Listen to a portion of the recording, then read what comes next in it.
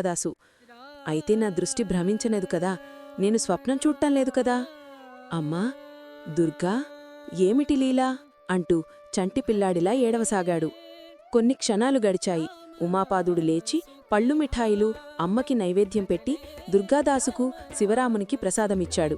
తాను మాత్రం చరణామృతాన్ని పానం చేశాడు. దుర్గాదాసు భోజనం చేసిన తర్వాత అతని చేతిలో ₹1 పెట్టి, రా బాబూ, నువ్వు మా అమ్మాయిని చూసినా చోటుకు వెంటనే నన్ను తీసుకెళ్ళు అన్నాడు. దుర్గాదాసు ఆశ్చర్యానికి హద్దుల్లేవు.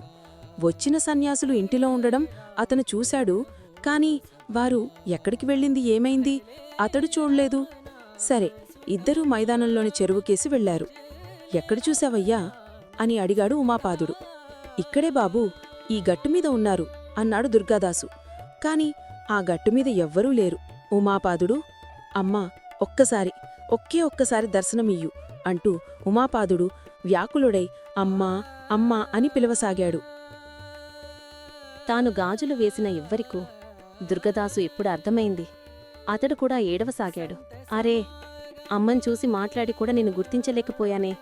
అమ్మా, నువ్వు స్వయంగా గాజులు వేయించుకున్నావు కదా, ఒక్కసారి మాట్లాడవమ్మా అంటూ అతడు పిచ్చివాడిలా నేలని పడి అటూ ఇటూ పొర్లసాగాడు.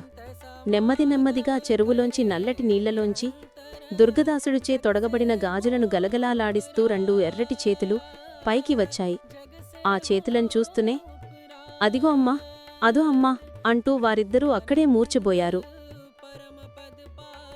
జై దుర్గా భవానీ, అమ్మా కాత్యాయని, అన్నపూర్ణ, బాలత్రిపురసుందరి, లలితాదేవి, గాయత్రి, మహాలక్ష్మి, సరస్వతి, చండికాదేవి, మహిషాసురమదిని, రాజరాజేశ్వరి, అమ్మా దుర్గా, అన్ని నీవేనమ్మా.